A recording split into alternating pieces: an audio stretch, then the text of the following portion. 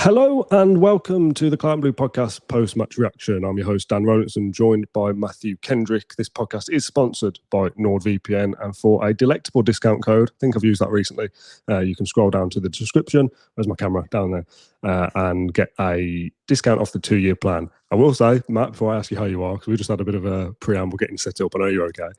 I am not okay, not because of the result. I'm at my parents, can't find my laptop, I'm on my iPad. Never done this before, expecting many things to go wrong.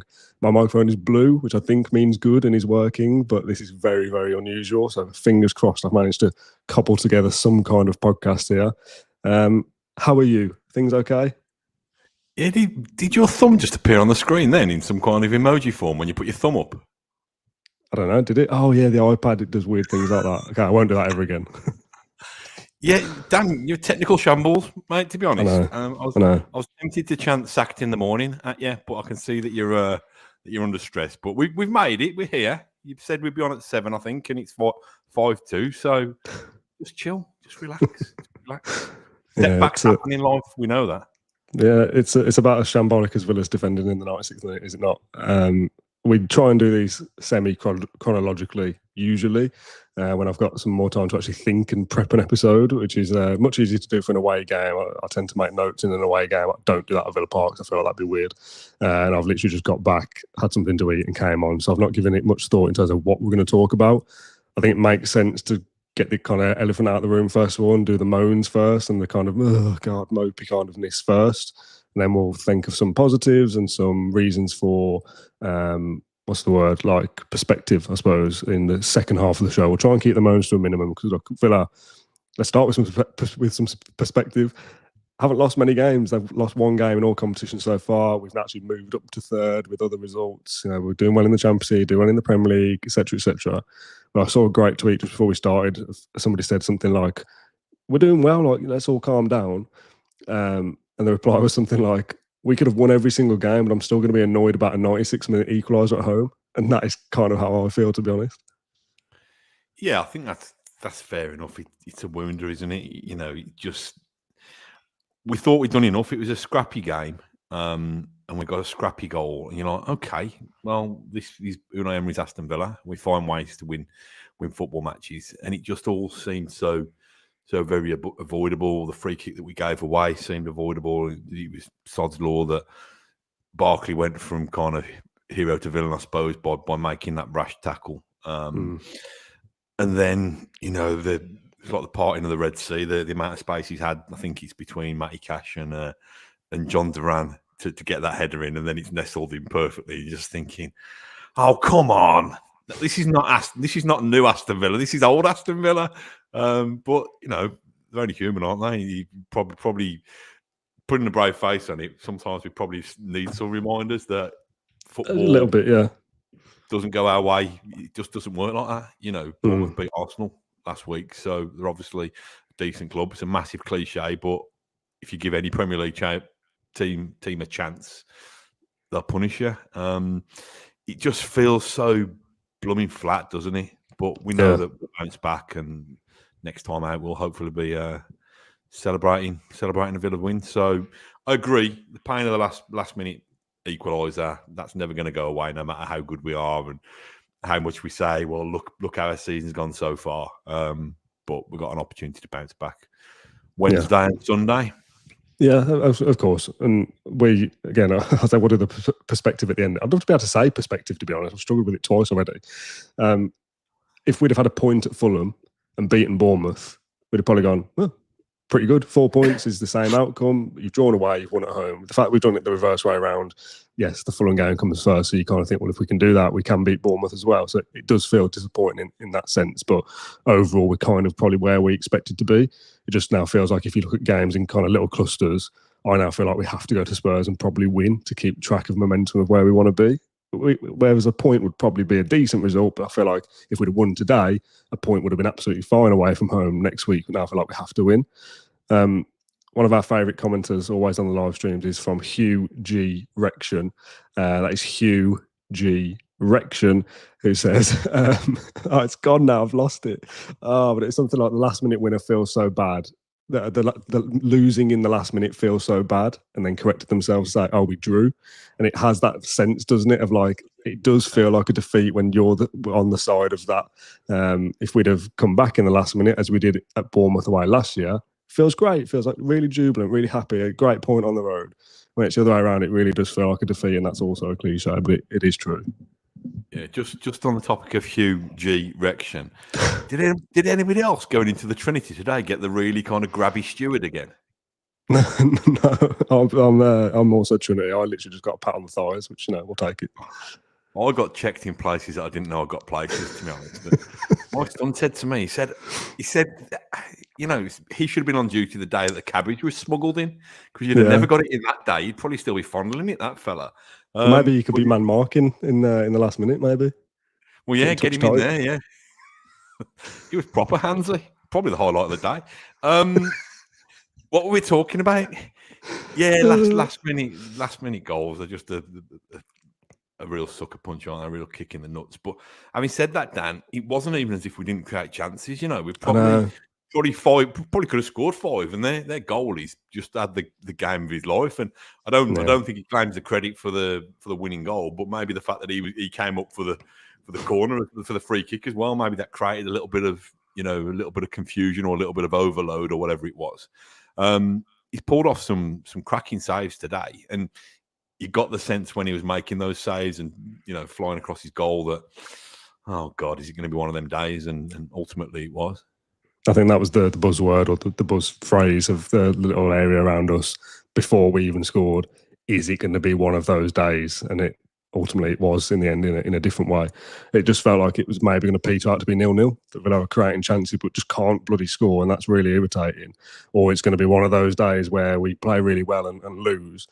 And it's obviously not gone that extreme, but whichever way you dress it up, if you're winning in the 94th minute or whatever it is, you've got to win. You've got to defend your area better. And we'll talk about that little mad 3 or 4 minutes at the end in a little bit. Let's try and give this some kind of order. As you said, we create chances and we played reasonably well. I never really felt massively threatened by Bournemouth. I went into the game potentially naively, but this is just what the new Villa is now. I thought, well, good chance here we'll win, because on paper we're better, we're on good form. I'll go into every game thinking that Villa can beat anybody, so why would I feel differently about Bournemouth at Villa Park? Like, maybe that expectation changes the way you assess the game afterwards, that I'm bitterly disappointed, and I was angry actually coming out of Villa Park at what had just happened. I've mellowed a little bit since, but that kind of like, because I expected to win and we haven't, it really kind of gets to you. But overall, we played well and we made chances, and on another day we do win 2 or 3-0, and it just didn't go that way. Yeah, there's some good chances as well. I'm just trying to think. I mean, our centre-halves could have both scored worldies, couldn't they? Pulled one out from Conte first half, and then Torres second half. Lovely bit of football where I think Watkins has touched it around the corner for Rodgers, and he's just not been able to keep it down. First half, Duran's missed. I mean, how often do we see the ball nestle in the bottom corner from Duran there? Pulled off a save. I'm just doing it off the top of my head. Pulled off a save from Watkins, hasn't he? A point blank range header, and so on and so forth. So it wasn't as if we didn't. We were obviously posed much more of a threat on their goal than they did on ours. I just think sometimes, Emery will be spitting. He'll be absolutely fuming because speak about game management and doing the simple things and keeping the ball. I don't think Villa did a very good job whatsoever of seeing that game out. I think one of my mates, he said, I'm not going to get a chance to listen, but can you raise the topic of why we seem to go long from a lot of goal kicks as well in the last kind of 10 or 15 minutes, where perhaps keeping the ball would have been a better way to get us over the line. So I just thought it was a little bit naive, and you don't really associate us with being naive anymore. Yeah, I think there's times where you change up what you do a little bit just for the sake of change, maybe, or we don't want to take any risks. But I feel like, and the other examples of this I don't have off the top of my head, because as I've said, I'm already a little bit frazzled. But Villa changing their way they play to the extreme of like defending a lead or dropping back deeper or basically stopping what we're good at always feels like it leads one way. That Villa don't hold on to that lead, and asking Pau Torres to defend, Ian Matson to defend, Matty Cash to defend kind of brings problems in itself. And I feel like if you're not always just going to have to play lovely swashbuckling football all the time, wink, wink, But if you do and you just continue what you're good at, dropping off 10 yards, you inviting pressure, you're kind of asking for trouble. And a side like Bournemouth that are going to be good on set pieces, we'll get to the fouls and stuff in a bit and the referee, but you're asking for trouble, aren't you? I feel like just continuing to play the way we do throughout the 90 minutes would serve us better than going, right, we've got something here. And Emery himself, I've not seen any quotes, but him bringing on Kamara for Watkins at one stage, like he could probably see what's coming here and we want to shut up shop a little bit. And I get you have to do that. But I just have this sense of just like you're asking defenders to defend that. Weirdly, that's not their strong point going forward, is what they're good at. Yeah, listen, we can all pick over it now, can't we? I just think we should have tried to keep the ball a little bit better. They've got nothing to lose, have they? Really, in the last 10 or 15, so they're gonna try and be a little bit more bold and adventurous when they were. Yeah, I mean, you're talking about. Did you want to talk about the referee and the yellow cards now? Because I think there were 13 yellow cards, which was ridiculous. I didn't think it was necessarily a dirty game. No, not at all. And we didn't actually speak about the referee for Bologna, which is a positive, I think, that you kind of don't notice it. But me and my dad were speaking about it, and it felt like he let a lot go. And you had that feeling of like, well, I can put a tackle in here. Like, this is what the game is. We can kind of get away with a bit more potentially, and not talking about the referee to me is a positive. I don't even want to know the referee's name. They're not the story. I don't care. I don't want to be talking about them. But dishing out yellow cards, and yes, obviously some of them will be yellow cards and deserving of it. I mean, there's 13 in the game, so that suggests to you that there's no way there's 13 bad tackles in that game that are all worthy of yellows. Some of them are for sillier things. I think maybe a couple were for dissent, maybe from Bournemouth side of things. But there's things that should just be let go as barely even fouls, to be honest. And if they are fouls, they're not yellow cards. Not every foul is a yellow card. And to me, I'm absolutely not blaming the referee before anyone gets it wrong. But that changes the way the game is played. Like Onana getting booked on the 3rd minute hinders the rest of his half, and he comes off at half time more often than not anyway. But I think the yellow card changes that. But everyone has that sense and that feeling of like, well, I probably can't stick a leg out here. I probably can't be a bit kind of rough and tumble because I might get booked and I might get sent off, and that's bad. So everyone's kind of withdrawn a little bit, and that's certainly changed the game. When you say you're not blaming the referee, do you mean you're not blaming him for the result? Yes. Yeah. Because I'm going to say I am blaming him for the yellow cards that he dispensed kind of, overzealously, because to me, I think a lot of the bookings were done selectively because you found that anybody who made a tackle stroke foul that hadn't been booked got booked, and yet the ones that were already on yellows, then if they left their foot in again or they did a similar type of foul, seemed to the best way to avoid getting booked was to already get them booked. I think I just found it a little bit bizarre, to be honest, and I found it was over the top. It just frustrated me, and again, it's one of those ones where I don't think he particularly favoured one side over the other. I just thought he just seemed to be very card happy.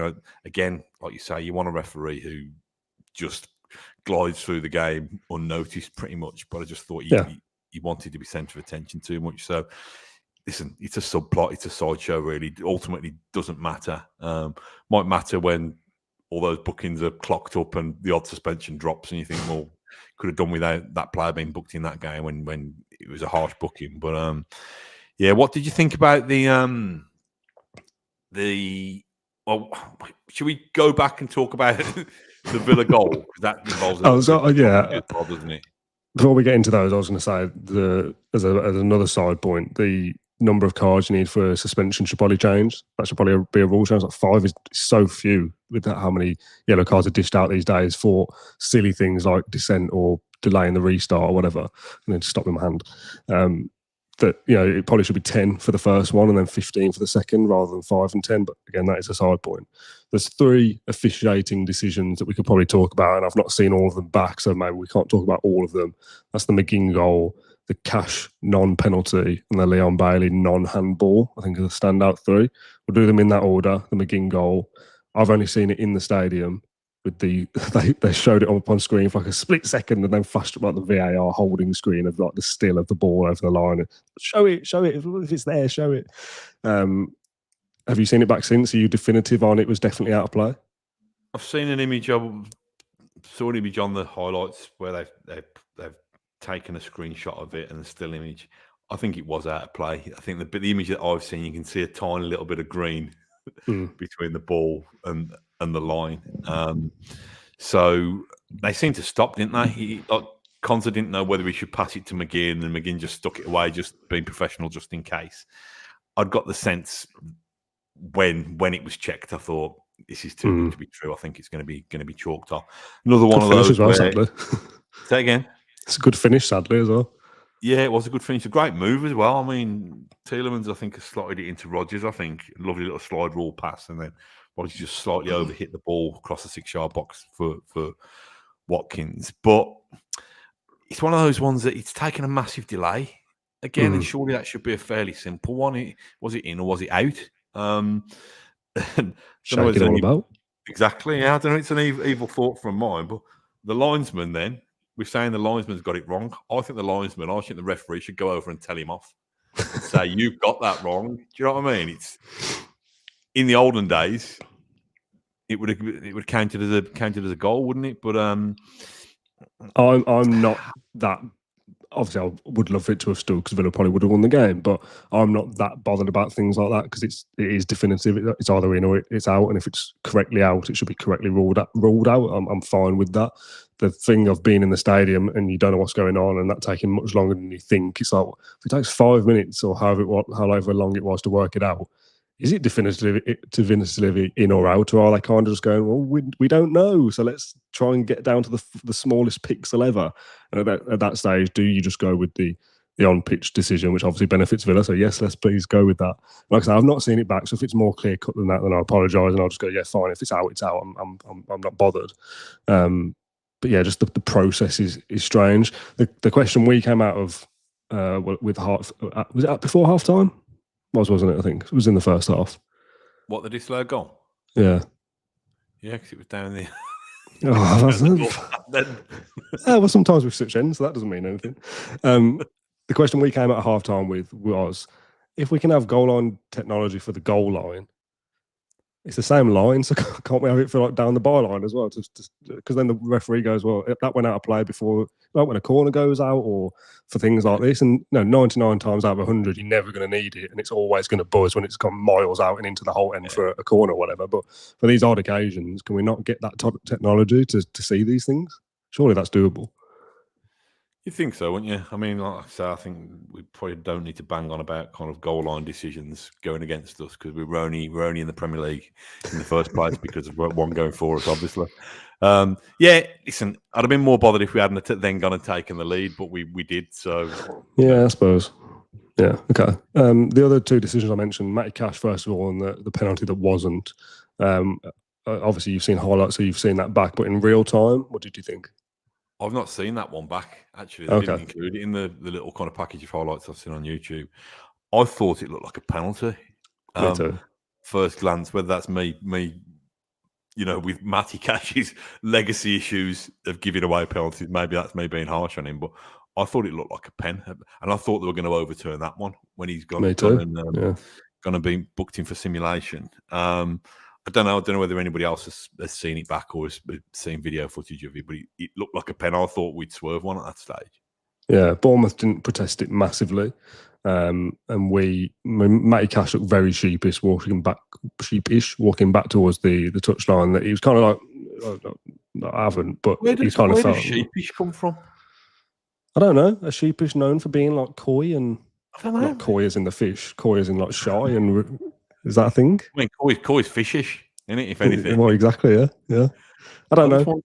I mean, if anybody knows in the comments where sheepish is derived from, it's hard to say, yeah. Just thinking, look very sheepish. He'd got like a kind of woolly coat on and stuff like that. Yeah. We digress. I thought it was a pen. Yeah, I thought it was a penalty. I mean, it feels like I've mentioned their name twice. So it looks like it's their only view. And to be honest, after that game, I wouldn't be surprised. Huge erection says that Semenyo dragged his right foot and baited contact. So, but again, my kind of potential frustration with that, again, not seen it back yet, is that it's a bit, and I don't want to make him out to be an escaped goat, but it's Matty Cash again giving away a potential foul, a potential penalty in a silly fashion. He's not won the foul, has he? He's not won the ball with his tackle and he's walking out going, I've got the ball. He's been booked for diving, so he's gone in rashly and not won it. So another couple of inches or another couple of seconds later, and he does make contact, and it's not a dive, and it is a penalty. So why are you You know what I mean? Why are you giving the referee the option to even give a penalty in the first place? Stay on your feet, stop giving away penalties, please, Matty Cash. Yeah, I think it's a bit harsh to dig him out when the penalty wasn't No, given. but the premise is there, right? Yeah, because he didn't. If he'd gone in and won the ball, he'd gone, well, it's a great tackle, and he's gone down trying to bait the referee that way, but he didn't.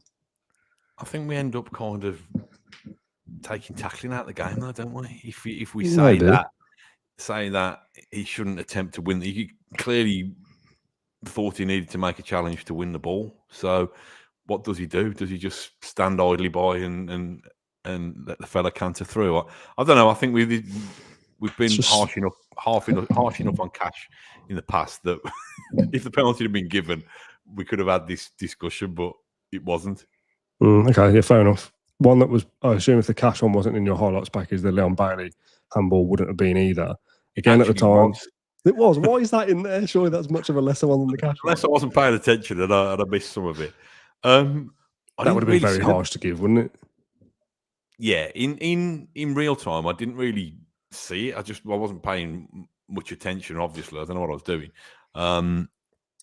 But seeing it back, it just mistimes his jump and it kind of lands. It does hit him on the arm. It lands him hits him on the kind of sleeve area. But it would have been harsh.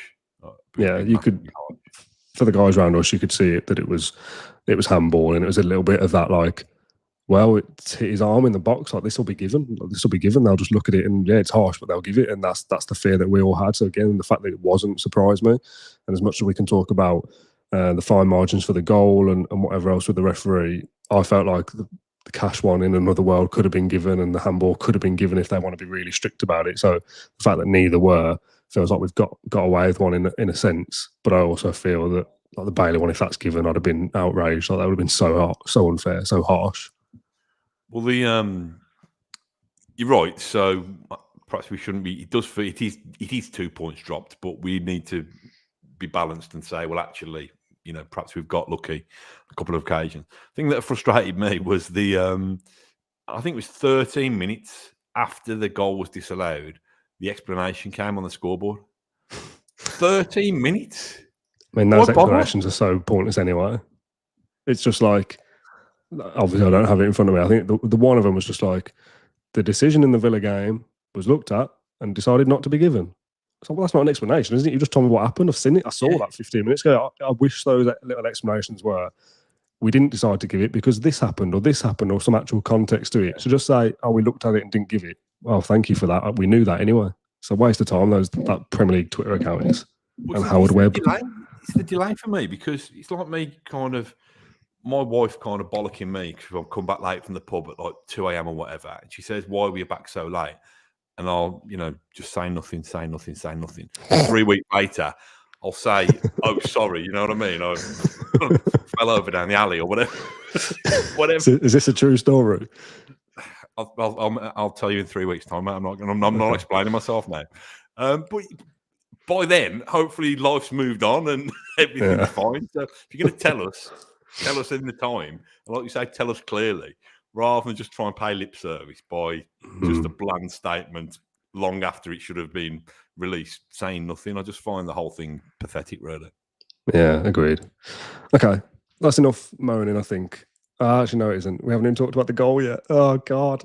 Okay, so I'm not really bothered about talking about our goal massively. I want to talk about the Bournemouth goal and the defending for it. That can't happen, can it? I don't think. Emery will not stand for that. He went straight down the tunnel, as he always does, obviously, but he had a face on him. Ezri Konsa very quickly went down the tunnel, quick clap and down as well. He looked very, very angry.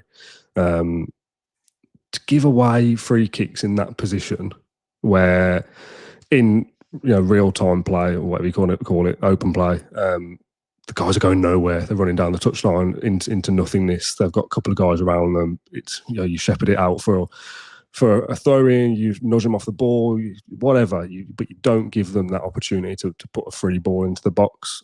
You don't do it twice, is my extra frustration. We just did it with Matty Cash, which again, that was frustrating. And you survived that moment. Thank God, 93rd minute, whatever it was. We gave them one, we got away with it. I think Martinez potentially comes and just catches the ball and lies down, and he gives a little kind of come on to the crowd, and you think, oh, okay, we've seen this before. He's dealt with the danger. We know we're going to win. Happy days. For Ross Barkley to go, like you said, become hero to villain or hero to zero, and do the same thing in almost an identical position and give them another opportunity to do something that they're good at. When we've all had this feeling of something's coming here, they are a problem. Emery has bought off Watkins for Kamara to know, okay, we maybe need to shut up shop a little bit. So give them a set piece in the 95th, 96th minute, the last kick of the game, when you've already just got away with one. At this level, to the standards that we hold Villa to now, it's unforgivable. If this is Villa mid-table, Villa skirting around the bottom six of the Premier League, just trying to get as many points as possible to stay up, fine, like a decent point, whatever. We're not holding to massive standards. But now we want to go for top four again, when every game is crucial. You can't accept that level of just sloppiness anymore, I don't think. And I don't want to appear to be like super harsh on these great players who have done great things for us. But if we want to go to the next level, once you've got away with it the first time, you don't do it again.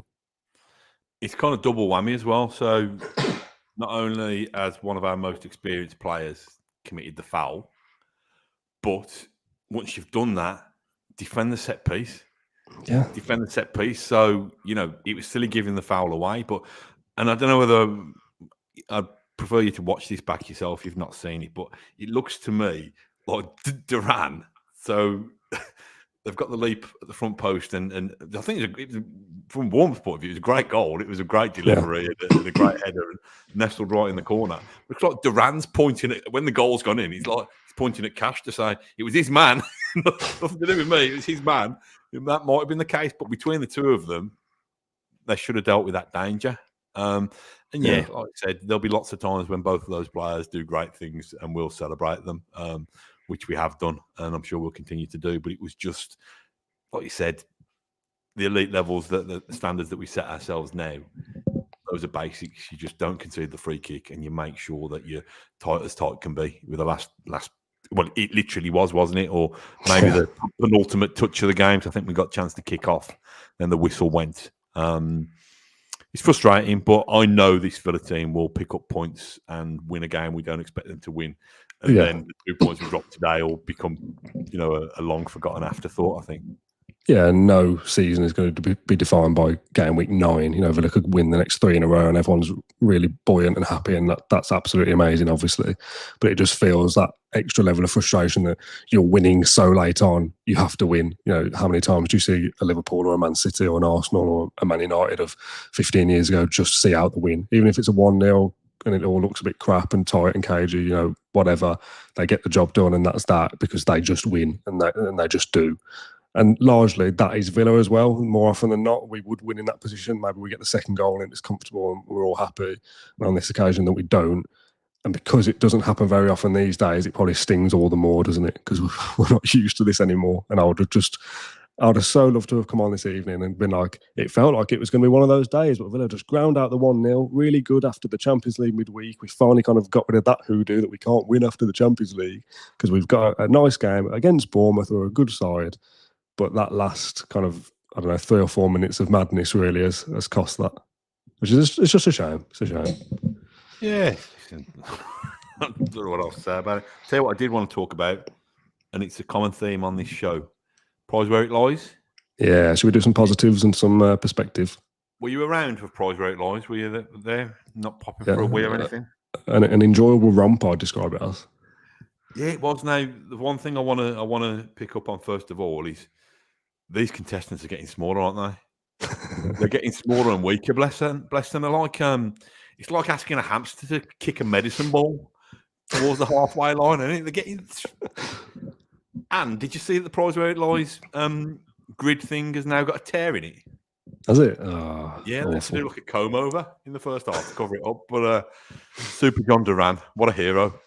Yeah, nice little touch, isn't it? For those that weren't there and didn't see it or were in the toilets, the 3, they were all kids, weren't they? I think that took part. The 3 kids or the 3 youngsters all got pretty close, actually, not a million miles away. I think the last one was the closest, and John Duran's warming up and he just nudges each ball on, so each one was a winner. And I think it didn't land in signed shirt, but the guy that does the halftime thing was like, "Oh, you want a signed John Duran shirt?" Whether that's the case or not, who knows? If you're watching, get in touch, because I'd love to know how that story ends. But another Villa player did didn't they? Was it Buendia possibly a few weeks ago? It was Buendia, yeah. It suits John Duran's character, doesn't it, to do something like that? Also, a little kind of minor side point. He came out, obviously, he was on the bench, so he walks down in front of us, and there was a kid with presumably a sign saying, "Can I have your shirt?" Which we've spoken about before. I don't like it. But it's kids, whatever. And John Duran pointed at him and kind of said, with broken language and sign language, like afterwards, like my shirt, like after he was doing this. And to be fair to him, after what everything happened throughout the game, at the end of it, as I was skulking off really angry, I had a quick look back at the pitch, and John Duran came and gave his shirt to the same kid that he pointed out before the kickoff. So, well done, John Duran. You've done something nice this afternoon, but that's all we're holding on to on this podcast. Yeah, I mean, we've joked before, haven't we, about Chris Heck trying to maximise every penny, how he'll be absolutely fuming at all these shirts that get given away. Hey, is that West Ham? Oh, God. What was that accent? I don't know what it was, mate. I think my microphone was playing up. Okay, did you want to do your annoying voiceover man of the match thing? It's not annoying, is it? Please don't say that. That's not very nice. I mean, I would do it. I would do it if I could press the button. So I'm going to give it a go and see what happens. Here we go. Sponsored by NordVPN, it's the Man of the Match award, and I will accept 2 choices if you cannot narrow it down to 1. I mean, you might struggle for 2, and is the 1 Yuri Tielemans?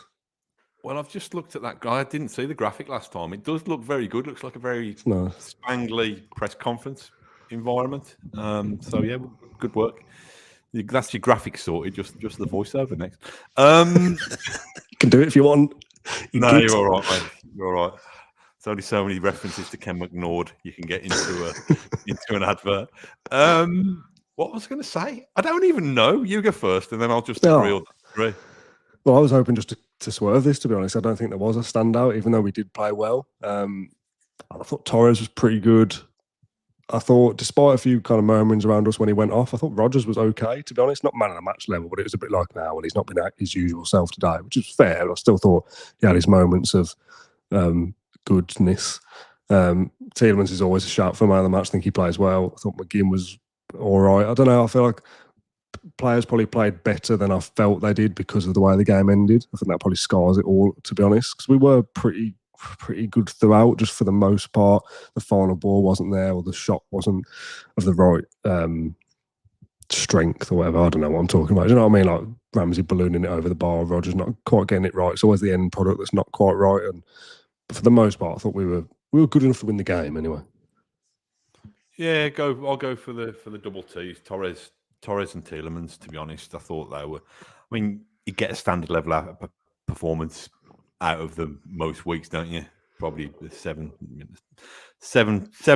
8 out of 10 for those two, and the rest probably 6.5. I'd have thought. So, although having said that, you know, I think our judgment probably is being coloured by the fact that we've conceded in the last minute, because we couldn't have done a great deal more. Well, we could have stuck the ball in the net more. We couldn't have done a great deal more to win it. We created lots. We made their goalie was the man of the match, but I don't think we can give him one from a NordVPN Aston Villa podcast point of view. But yeah, Torres and Tielemans, just because you tend to get a fairly consistent level of performance out of the two of them. Yeah, I think throughout the game, most of them were around a 6 out of 10, a couple of 7s, and to win the game, you needed more 7s and a couple of 8s. And Villa just weren't really at the level to actually get over the line. Like, we made a good amount of chances and probably should have scored, but that just final little bit extra wasn't quite there. And ultimately, that's what's cost us, sadly. But yeah, are there any other positives to talk about? I kind of keep talking about perspective, and depending on what kind of Villa fan you are, you either like that as like, oh, look how far we've come, look how well we're doing at the moment. You know, we've started well, Champions League 9 out of 9.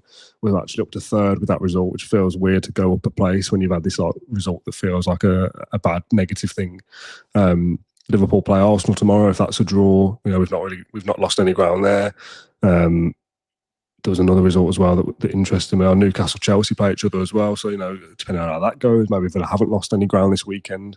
But again, I would look at that as, well, they also dropped points. So if only we'd won, we'd have made ground. Yeah, how do you feel about the perspective things? I know it annoys some people because it's all about the here and now.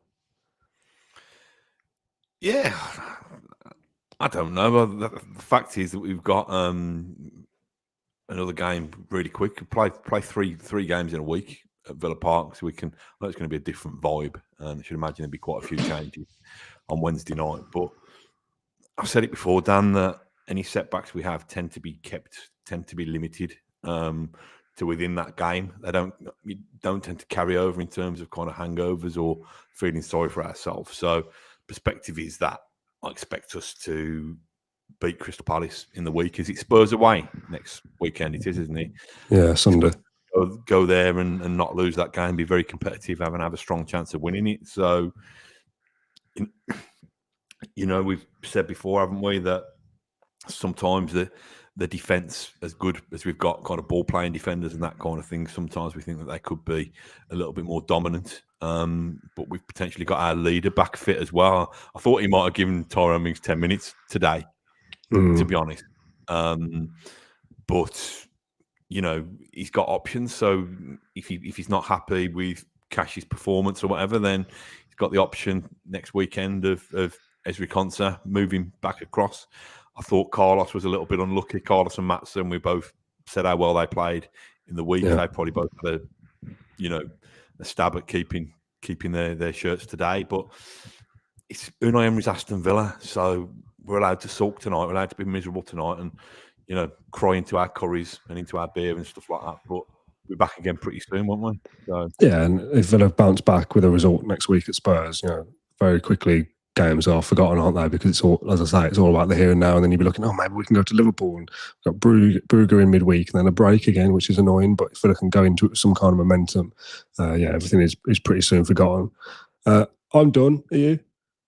So I meant to ask you, because you said that you managed to you were in a bit of a flap because of your technology and your different kind of setup today, but you said you still had time to eat. What did you eat? I'm at my parents', so my mum had done some food for when we got back. It took ages to get back, by the way, which was kind of giving me a little bit extra time in the sense of I had to wait for you to be ready as well. So she'd done a roast beef dinner. So I've had roast beef, roast potatoes, veg, Yorkshire pudding, all the works, and there's some pudding as well downstairs. So yeah, happy days, mate. What's your favourite non-potato related veg? Oh, probably a carrot. Yeah. Cut in what way? I like kind of like batony, kind of not fully like long sticks, but like chunks, like that kind of. Kind of, or just a little bit chunkier than that, yeah. But not a disc. I won't pick a disc if I was doing it myself. Yeah, I don't mind. I do like a carrot that tastes very carroty though. Yeah. So if you have a casserole carrot, some of them taste like the ground, don't they? Like they taste like dirt. That's the way I'm cooking them. Who knows? What you got for pudding? I don't know. I actually don't know at the moment. So I quite like to finish this, to be honest, and go and investigate. Okay. What I will ask you very quickly, and we'll try and keep this quick. You're going to have for breakfast tomorrow, Dan, do you know? Leave it. On the preview, we were speaking about Christmas chocolates, which is very early, but John Townley had some. What's the best brand of Christmas chocolate, like the tubs, the traditional tubs that you know? You just call me Tubbs? If that's coming from me, then it's very harsh. I don't know. I'm probably still a kind of Quality Street man. I'd have thought the old. What? I don't want heroes and all that kind of modern day crap. God, I thought you'd be with me. What are you, the Roses, man? No, that's the worst one. They're the worst two, Quality Street and Roses. What are the ones that are the purple ones that are wrapped up and they've got like the little hazelnut inside the caramel? That's Quality Street. Yeah. Case closed. No, I don't like hazelnuts. It's Heroes is like the Cadbury one, isn't it, with the crunchy and the twirl and all that good stuff. And then the Celebrations like Maltesers, Galaxy, like classic stuff. Roses, not even branded. It's Cadbury, but it's just random like raspberry swirls and stuff. Yeah, so why does it have to have an identity? It's a chocolate. I know, but I'm really disappointed that you've sided with John Townley. I'm disappointed that you've asked about the tubs, because my favourite Christmas chocolate would be like a chocolate orange or an After Eight mint. Or Toblerone. Toblerone, yeah. So yeah. That's what we need to do. Start sticking them in tubs. And then we'll have a proper discussion. Don't ask me and then shoot me down. Well, I genuinely thought we'd be on the same side. The clue's in the title, Quality Street. I genuinely, I'm shocked. I thought you and me would be together on this and it'd be John who'd be the weirdo, but it turns out maybe I'm the weirdo. I wasn't You two even are right. listening. What did you say yours was? I'll go Celebration? Heroes or Celebrations as the top two. Nah. Okay. Not having Maybe for our Claret and Blue Christmas special, we can go through them and rank them or something with special guests. I want you to buy me like a tub, but it's got a chocolate orange in there, a Toblerone in there, loads of After Eights, Okay. and those my favourite quality straight. Anyway, right, let's go. I'm done. All right. Thank you very much for watching or listening to this episode of the Claret and Blue podcast. We'll be back again on Monday, I believe. What day is it now? Saturday? Yeah. We'll be back on Monday for the Q&A. Where's the camera? Down there. We'll be back on Monday for the Q&A. Tuesday, not sure what's happening yet. Wednesday is obviously post-match for Palace, another game coming thick and fast. And then we'll build up to Spurs and whatnot towards the back end of next week. If you've not caught it yet and you've got time over the weekend and you don't really want to listen to Bournemouth, although if you're 40 minutes in, fair play, the Villa Social, I'll keep plugging it, the Unai Emery special, 2 years of Unai last Thursday, and me and the lads got together to chat about the good times. So if you're bored around the chat about Bournemouth and the negativity, you can go back and catch that instead. Chat about the good. You make it sound like it. Chat about The good old times. days. What? Tuesday. Yeah, feels so long ago. 3 hours ago. Thank you everyone for watching or listening to this episode of the podcast. I'm off for my pudding, and I'll see you later, you big pudding. Bye. Up the quality streak. Up the quality.